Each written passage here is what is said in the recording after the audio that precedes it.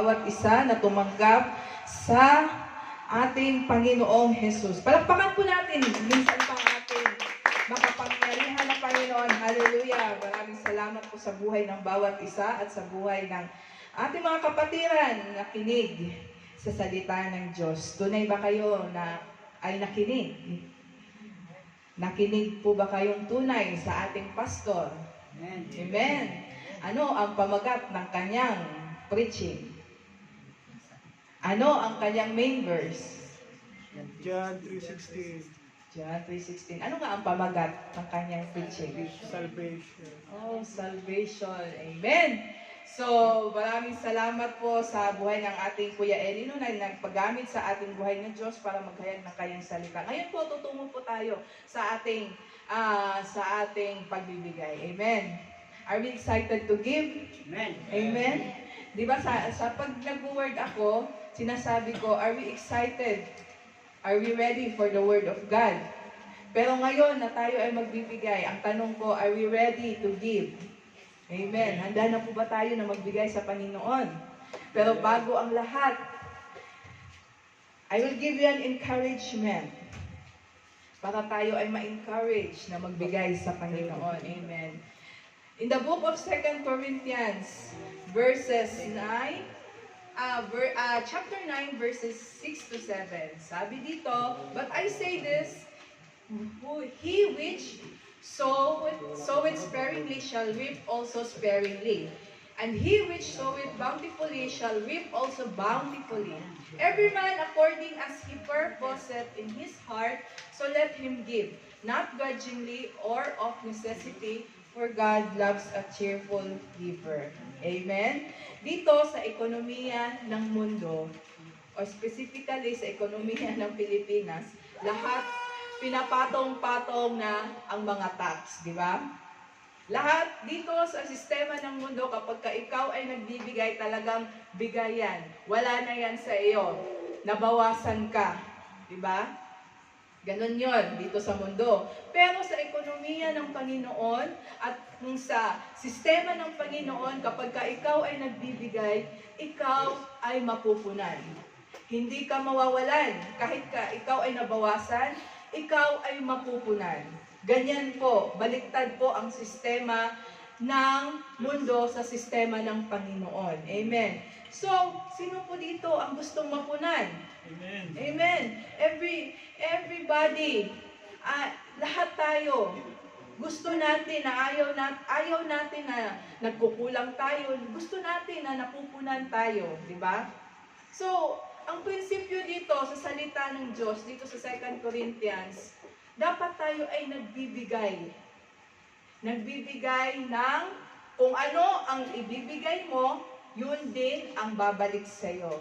Kung nagtanim ka o nagbigay ka ng marami o malaki, malaki din ang mababalik sa iyo. Kung maliit lang yung binibigay mo, maliit din ang ibabalik sa iyo. Yan ang prinsipyo ng pagbibigay sa Panginoon. Amen? Amen. So, saan po dito ipapasok ang tithes? Kung sabi dito sa verse 7 magbigay ng naaayon at kung ano ang desisyon ng puso mo. Sis, masyadong mabigat sa akin ang 100. Hindi bukal sa kalooban ko ang pagbibigay ng 100. Diba? So, kung ano ang napagdesisyonan ng puso mo, kung G's lang talaga ang gusto ng puso mo, ibigay mo. Pero, huwag kang mag-expect na ang ibabalik sa'yo ay 100. Amen? Amen? At dapat kung nagbibigay ka, dapat yung nagbibigay ka ng may kagalakan. Amen? Masaya ang puso mo. For example, may nagsasabi sa'yo, nakukonvict ka na ibigay mo ang ganito, magbigay ka ng tithes. At medyo malaki ang tithes. Diba? Kasi ang tithes, may sukatan. Ikapo yan. Nung pagbilang mo ng iyong ikapo, 300. Hindi na siya ikapo. Napasabi kang nakupo.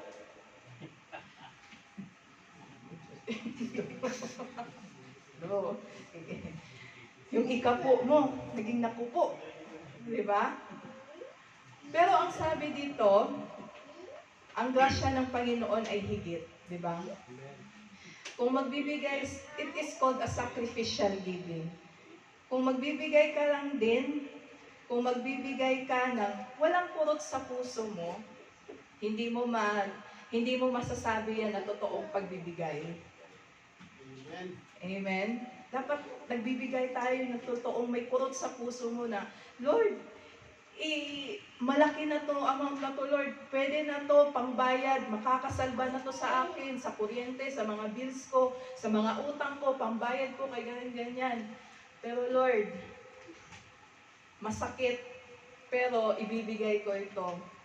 Dahil, mas higit ang binigay mo sa akin. Amen?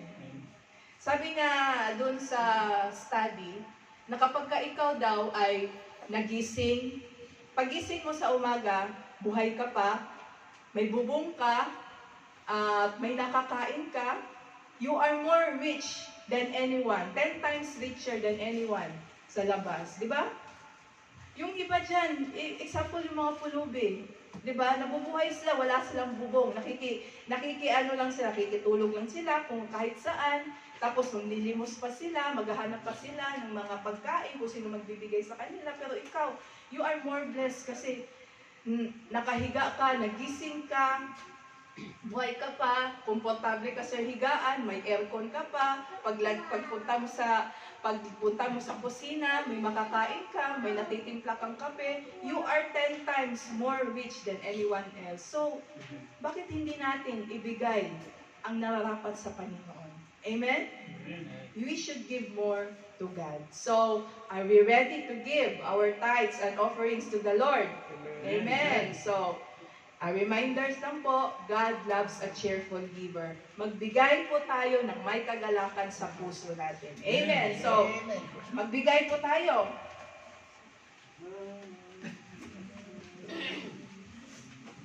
Ibigay po natin ang ating mga ikaw po nang hindi nagsasabi ng naku po. Amen.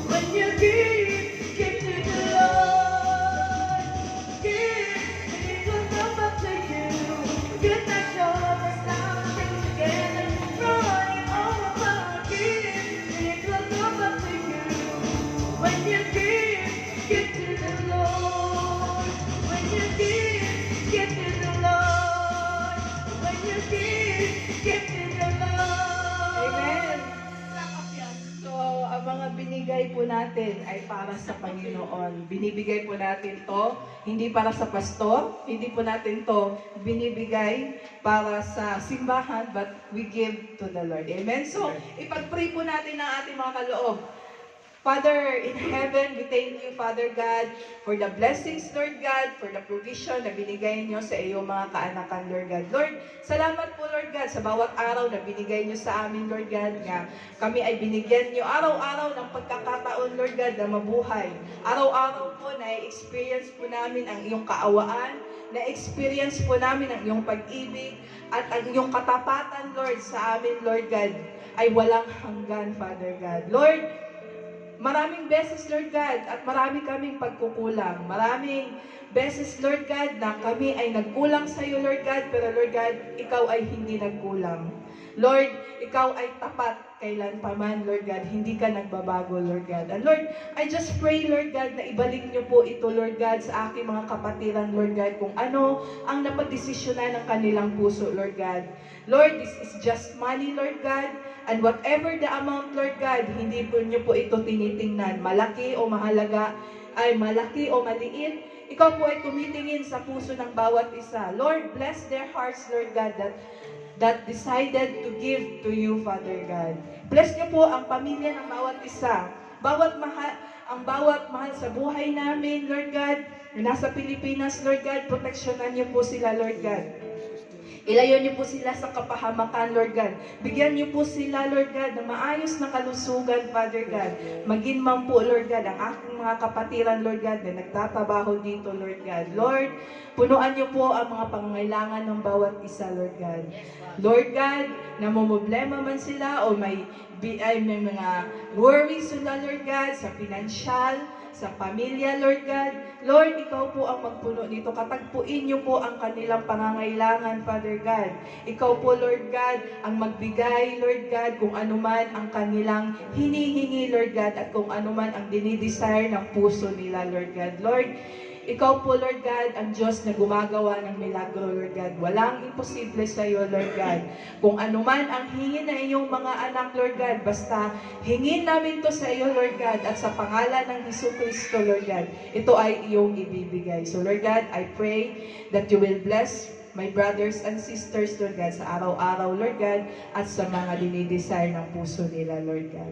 In Jesus' name we pray, Amen. Amen.